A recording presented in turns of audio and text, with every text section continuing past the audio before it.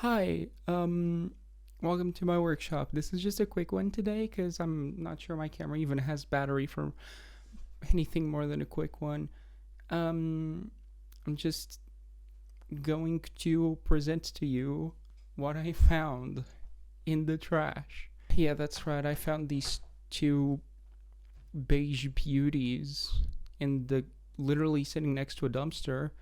I was coming home with my wife, and from a rehearsal, and she pointed out like, "Oh, hey, look, it's a CRT and a keyboard," and uh, it was just sitting next to a dumpster. So I just kind of grabbed it and brought it home, and then immediately just scrubbed it and gave it a bit of a clean, even though it's still kind of filthy. It's not as bad as it was when I found it. I did briefly tease this uh, in the community thing. Probably nobody saw it because fucking whatever. So this is the keyboard and the monitor for an Amstrad PC 1512, and it's an oldie. These things are the PC 1512 launched in 1986, and I didn't find the PC. I'm not sure if it was there in the dumpster. If it was, it would have been in one of the big boxes next to these things. But the PC wasn't there, and even if it was, me and my wife wouldn't have been able to carry it because we already had our instruments. So yeah, let's take a look at the keyboard first. This is just your standard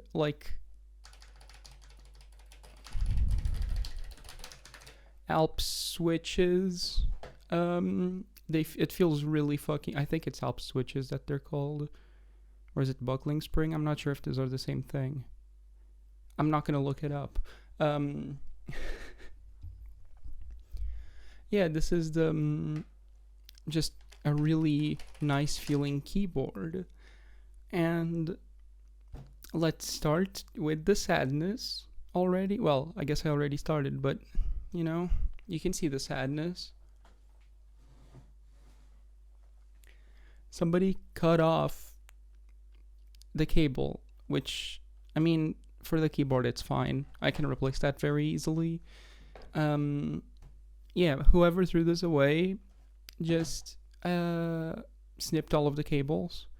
And for the keyboard, it's mostly fine, and I might actually have a use for this. Now, I'm not entirely sure of what I'm about to say, so take everything with like a bunch of grains of salt, but this keyboard had a 5-pin DIN plug on the end of it. So, a MIDI cable, which is the only thing it's used for nowadays. Sometimes, amp pedal boards, they use that to communicate with the amp. Whatever.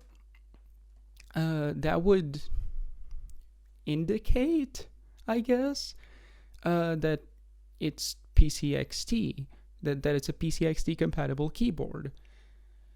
Now, I'm not entirely sure about that claim, and I'm also not entirely sure if the one I'm going to make next is also true.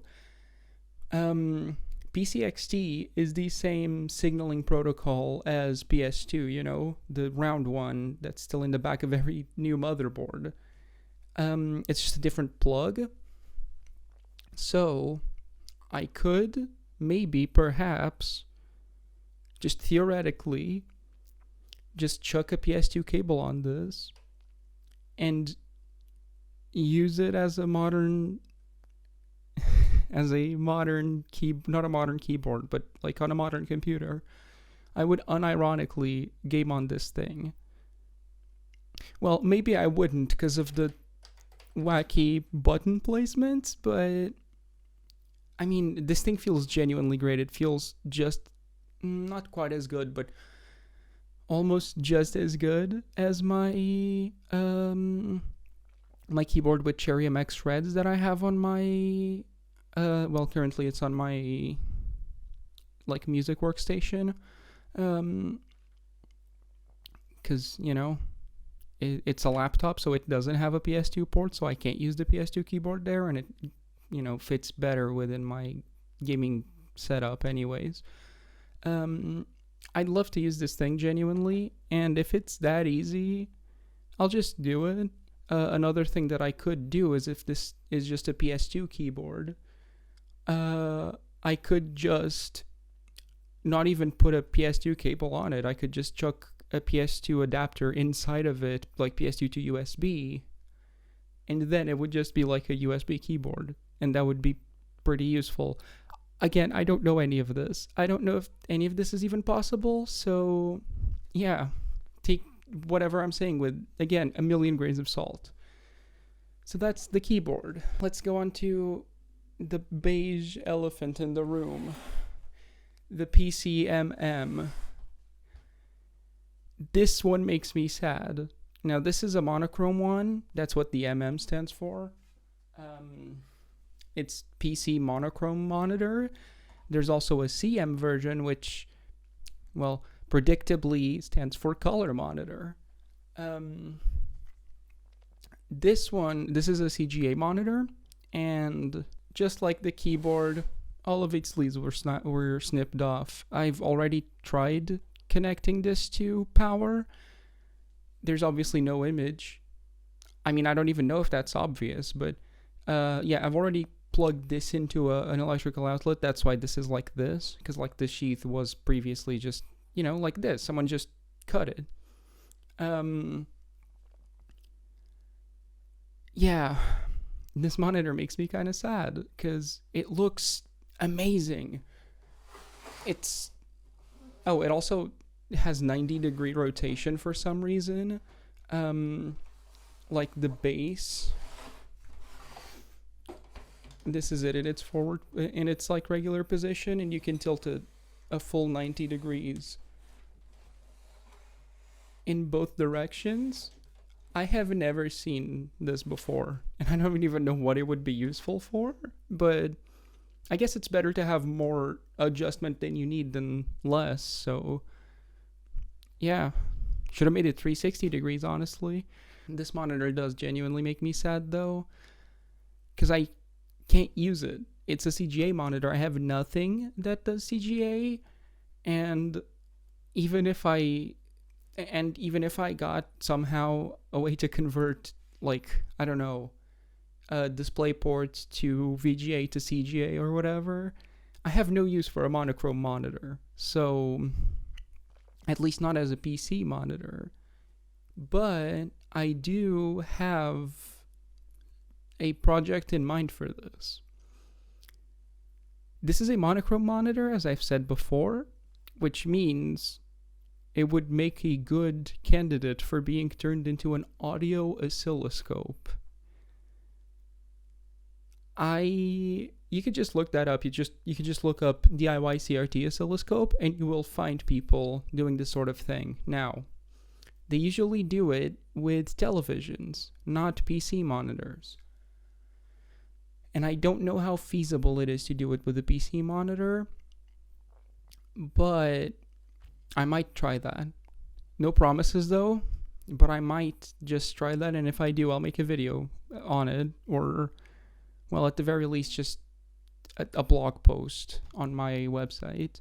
So, yeah, that's just the overview. Oh, wait, actually.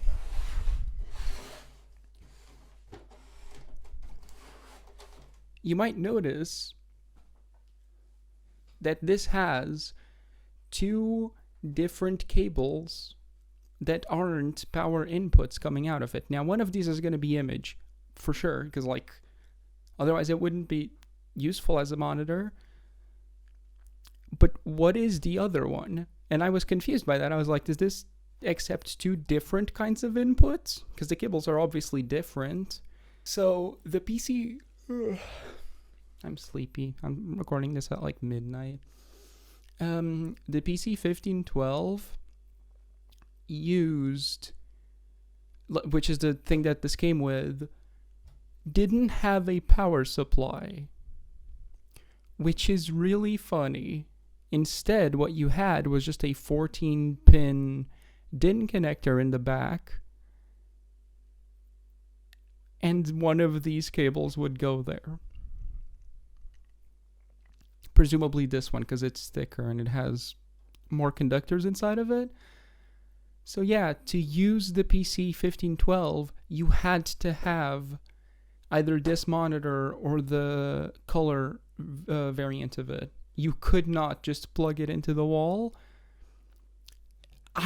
That's like bizarre, right? Because, I mean, companies are always looking to like increase their margins. So if you only have to make one power supply instead of two, it's obviously going to be cheaper. But this is very, very weird. And I am not that familiar with computers this old, but I'm pretty sure this was not a common thing whatsoever. So yeah, that's just this video. It's a pretty short one, hopefully.